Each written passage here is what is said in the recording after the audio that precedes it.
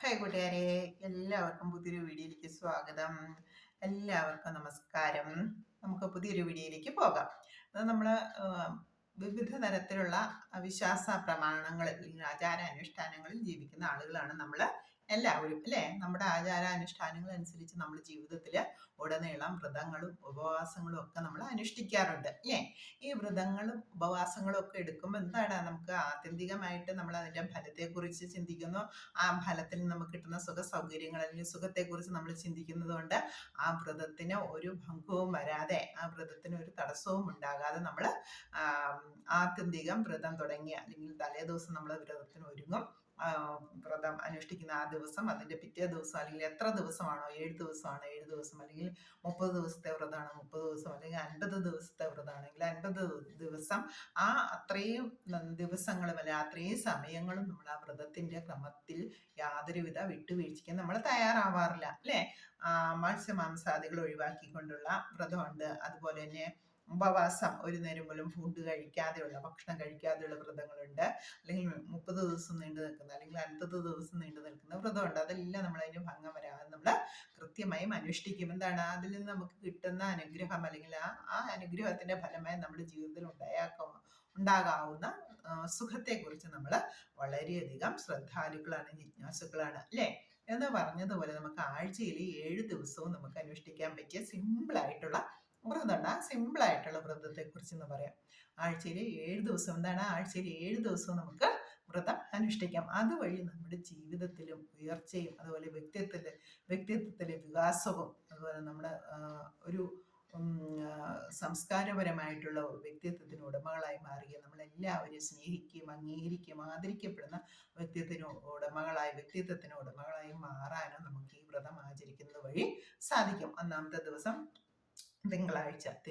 അപ്പൊ നമ്മൾ വ്രതം തുടങ്ങുന്നതിന് മുമ്പ് നമ്മൾ തയ്യാറെടുപ്പ് നടത്തും, അല്ലെ? നമ്മൾ തലേ ദിവസം തന്നെ നമ്മൾ ഒരുങ്ങി, ഞാൻ നാളെ വ്രതമാണ്, അതിന് ഭക്ഷണങ്ങൾ വേണ്ടാന്ന് വെക്കുന്നത് എന്ന് പറഞ്ഞതുപോലെ ഈ വ്രതം അനുഷ്ഠിക്കുമ്പോൾ ഞാൻ നാളെ മുതൽ വ്രതമാണെന്ന് മനസ്സാ പറഞ്ഞു ഉറപ്പിക്കുക. അതുപോലെ പ്രഭാതത്തിൽ ഉണർന്നെണീക്കുമ്പോഴും ഞാൻ ഇന്ന് വ്രതത്തിലാണ്, എൻ്റെ വ്രതം ഞാൻ തെറ്റിക്കുകയില്ല, എൻ്റെ വ്രതത്തിന് ഭംഗം വരുത്തുന്ന, തടസ്സം വരുത്തുന്ന വിധത്തിലുള്ള യാതൊരുവിധ പ്രവർത്തനങ്ങളും എന്നിൽ നിന്ന് ഉണ്ടാകില്ല.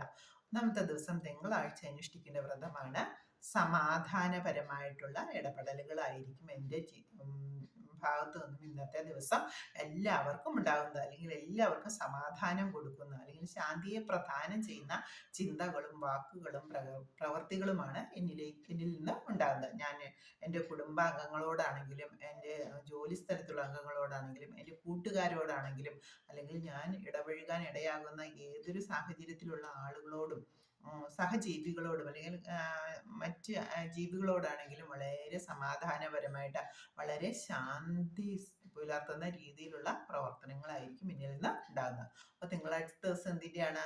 ശാന്തിയുടെ, സമാധാനത്തിന്റെ ദിവസം. ഇനി രണ്ടാമത്തെ ദിവസം ചൊവ്വാഴ്ച നമ്മൾ പറയുന്നു ആ വ്രതം വളരെ ഭംഗിയായിട്ട് തടസ്സമൊന്നും ഉണ്ടാവാതെ നമ്മൾ അത് അനുഷ്ഠിച്ച് തീർത്തു. ഓരോ നിമിഷവും നമ്മൾ പറയണം, നമുക്ക് സമാധാനം പോകുന്ന ഒരു അന്തരീക്ഷം ഉണ്ടാവുകയാണെങ്കിൽ ഞാൻ പറയണം, ഞാൻ ഇന്ന് വ്രതത്തിലാണ്, എനിക്കിന്ന് ഏതൊരു സാഹചര്യത്തിലാണെങ്കിലും ഈ വ്രതം ഭംഗം വരുത്താനായിട്ട് സാധിക്കില്ല. രണ്ടാമത്തെ ദിവസം ചൊവ്വാഴ്ച സ്നേഹത്തിന്റെ ദിവസമാണ്. ഞാൻ ഇന്ന് സ്നേഹത്തിന്റെ വ്രതമാണ് അനുഷ്ഠിക്കുന്നത്. ഞാൻ ഇടപഴകുന്ന ഓരോ ആളുകളോടും അല്ലെങ്കിൽ ജീവികളോടും വളരെ സ്നേഹത്തോടു കൂടി മാത്രമാണ് ഞാൻ ഇടപഴകുകയുള്ളൂ. എൻ്റെ ഭാഗത്തു നിന്നും സ്നേഹത്തിന് ഒരു കുറവും ഉണ്ടാവുകയില്ല. എന്തൊക്കെ സാഹചര്യങ്ങൾ അല്ലെങ്കിൽ എന്തൊക്കെ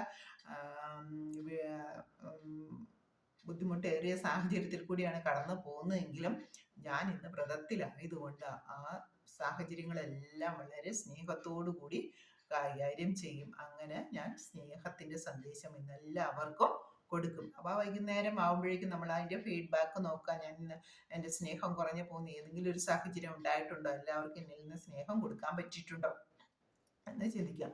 മൂന്നാമത്തെ ദിവസം ബുധനാഴ്ചയാണ് ശക്തിയുടെ അല്ലെങ്കിൽ സഹനത്തിന്റെ ദിവസമാണ്. ശക്തി. അപ്പൊ നമുക്ക് ഒരാളോട് ക്ഷമിക്കണമെങ്കിൽ, വളരെയധികം തെറ്റ് നമ്മളോട് ചെയ്താലും നമുക്ക് ആ ആളോട് ക്ഷമിക്കണമെങ്കിൽ നമുക്കൊരു ശക്തി വേണം. ശക്തിയില്ലാത്തവന് ക്ഷമയില്ല. അപ്പൊ ക്ഷമിക്കാനും സഹിക്കാനും ത്യജിക്കാനും, ചില കാര്യങ്ങൾ നമ്മൾ എന്തെങ്കിലും ഒരെണ്ണേ ഉള്ളൂ, പക്ഷെ രണ്ടുപേരുണ്ട്. അപ്പോൾ രണ്ടുപേരും ഒരേപോലെ എനിക്ക് വേണം എന്ന് പറഞ്ഞ് നമ്മൾ നിന്ന് കഴിഞ്ഞാൽ ആ സാഹചര്യത്തിലെ ഒരു ശരിയായ രീതിയിൽ നമുക്കത് കൈകാര്യം ചെയ്യാൻ സാധിക്കില്ല. അതേസമയം ഒരാൾ വിട്ടുകൊടുത്ത് എനിക്ക് വേണ്ടത് മറ്റൊരാൾക്ക് കൊടുത്തോ എന്ന് പൂർണ്ണ മനസ്സോടുകൂടി പറഞ്ഞു കഴിഞ്ഞാൽ ആ പ്രശ്നം അവിടെ തീർന്ന് അത് സമാധാനപരമായിട്ട് നമുക്ക് കൈകാര്യം ചെയ്യാനായിട്ട് സാധിക്കുന്നു. അതുപോലെ ത്യജിക്കാനുള്ള മനസ്സ്, അതൊക്കെ ഒരു ആത്മീയമായിട്ടുള്ള അല്ലെങ്കിൽ ആത്മശക്തി ഉള്ളവർക്ക് മാത്രമേ ത്യജിക്കാനും സഹിക്കാനും ക്ഷമിക്കാനും സാധിക്കുള്ളൂ. അപ്പം മൂന്നാമത്തെ ദിവസം എന്താണ്? ശക്തിയുടെ ദിവസമാണ്. ഞാൻ എല്ലാവരോടും ക്ഷമിക്കും. എന്തെങ്കിലും തെറ്റുകുറ്റങ്ങൾ മറ്റുള്ളവരിൽ നിന്നുണ്ടായാലും ഞാനതോ ബുദ്ധിമുട്ടൊന്നും കൂടാതെ ക്ഷമിച്ച് വളരെ സിമ്പിളായിട്ട് യാതൊരു പ്രശ്നങ്ങളും ഇല്ലാതെ ക്ഷമിച്ച് പോകും. അതുപോലെ എന്തെങ്കിലും വിട്ടുവീഴ്ചകൾ ചെയ്യണമെങ്കിൽ വിട്ടുവീഴ്ചകൾ ചെയ്യും. എന്തെങ്കിലും തെച്ചിക്ക് വിട്ടുകൊടുക്കണം, ത്യജിക്കണമെങ്കിൽ വേണ്ടാന്ന് വെക്കണമെങ്കിൽ വേണ്ടാന്ന് വെക്കും. എന്തെങ്കിലും സഹിക്കണമെങ്കിൽ സഹിക്കാനുള്ള ഒരു ശക്തിയെ ഞാൻ ആർജിക്കും. അപ്പോൾ ബുധനാഴ്ച ശക്തിയുടെ ദിവസമാണ്. ഇനി നാലാമത്തെ ദിവസം അറിവിന്റെ ദിവസമാണ്. അത് ജ്ഞാനത്തിന്റെ ദിവസമാണ്. ഇന്നത്തെ ദിവസം വളരെ വിവേകപൂർണമായിട്ടുള്ള തീരുമാനങ്ങൾ, വളരെ ആലോചിച്ച് ചിന്തിച്ച് അതിൻ്റെ യഥാർത്ഥ വശങ്ങളിലൂടെ സംയമനത്തിലൂടെ വിവേകപൂർണമായിട്ടുള്ള തീരുമാനങ്ങൾ മാത്രമാണ് ഇന്ന് എന്നിൽ നിന്ന് ഉണ്ടാവുകയുള്ളൂ. അറിവിന്റെ ദിവസമാണ്. ഞാൻ മറ്റുള്ളവർക്കും അറിവ് പകർന്നു കൊടുക്കും. ഒപ്പം എൻ്റെ ജീവിതത്തിൽ തീരുമാനങ്ങൾ എടുക്കേണ്ടി വരുമ്പോഴും വളരെ ചിന്തിച്ച് വളരെ അതിൻ്റെ യഥാർത്ഥമായിട്ടുള്ള അറിവ് നേടിക്കൊണ്ടുള്ള തീരുമാനങ്ങളായിരിക്കും എടുക്കുന്നത്. നാലാമത്തെ ദിവസം. അഞ്ചാമത്തെ ദിവസം വെള്ളിയാഴ്ച, അതായത് പ്യൂരിറ്റി, സത്യത്തിന്റെ ദിവസമാണ്. ഇത് കളങ്കമില്ലാത്ത ദിവസമാണ്. ഇന്ന് ഞാൻ വളരെ സത്യസന്ധമായിട്ടുള്ള പ്രവർത്തനങ്ങളായിരിക്കും കാഴ്ചവെക്കുന്നത്. എന്നിൽ നിന്ന് കളങ്കത്തിന്റെ ഒരു അംശം പോലും ഉണ്ടാവുകയില്ല. അല്ലെങ്കിൽ ആരോടും തമാശയ്ക്ക് പോലും അല്ലെങ്കിൽ കബളിപ്പിക്കാൻ പോലും ആണെങ്കിലും നിഷ്കപടമായിട്ടുള്ളതാണെങ്കിൽ പോലും ഒരു കളങ്കവും എന്നിൽ നിന്നുണ്ടാവുകയില്ല. അല്ലെങ്കിൽ കളങ്കമൊന്നും ഉണ്ടാവില്ല. കള്ളം ഞാൻ പറയുകയില്ല. ഞാൻ സത്യം മാത്രമേ ഇന്ന് പറയുകയുള്ളൂ. സത്യം മാത്രമേ ഞാൻ പ്രവർത്തിക്കുകയുള്ളൂ. അപ്പോൾ നമ്മൾ വെള്ളിയാഴ്ച സത്യത്തിന്റെ സന്ദേശം കൊടുത്തു. ഇനി ആറാമത്തെ ദിവസമായ ശനിയാഴ്ച എന്ന് പറയുന്നത് സുഖത്തിന്റെ ദിവസമാണ്. ഞാൻ ഇന്ന് എന്നിൽ നിന്ന് ഇടപഴകുന്ന എല്ലാവർക്കും സുഖത്തെ പ്രദാനം ചെയ്യും. അവർക്ക് സുഖത്തിന് അല്ലെങ്കിൽ ഇതിൽ നിന്ന് അവർക്ക് യാതൊരുവിധ ദുഃഖങ്ങളും ഉണ്ടാവുകയില്ല. അവർക്ക് സന്തോഷം, സുഖത്തെ മാത്രമായിരിക്കും ഞാൻ കൊടുക്കുക. ഇനി ആറാമത്തെ ദിവസം ഞായറാഴ്ച. ഞായറാഴ്ച എന്ന് പറയുന്നത് സന്തോഷത്തിന്റെ ദിവസമാണ്. നമ്മളെല്ലാവരും ആഴ്ചയിൽ 6 ദിവസം ജോലി ചെയ്ത് ക്ഷീണിച്ചിരിക്കുന്നു അല്ലേ? ഞായറാഴ്ച നമുക്ക് അവധി കിട്ടും. ആ ഞായറാഴ്ച 7ാമത്തെ ദിവസം എല്ലാവരും സന്തോഷമായിട്ടിരിക്കാനാണ് ആഗ്രഹിക്കുന്നത്. അപ്പം എല്ലാവർക്കും സന്തോഷത്തെ പ്രദാനം ചെയ്യുന്ന ദിവസമാണ് 7ാമത്തെ ദിവസം. അപ്പം ഞാൻ ഇടപഴകുന്ന എല്ലാ ആളുകളും, എല്ലാ സാഹചര്യങ്ങളും, എല്ലാ ജീവികൾക്കും എന്നിൽ നിന്ന് സന്തോഷത്തെ മാത്രമാണ് പ്രദാനം ചെയ്യുക.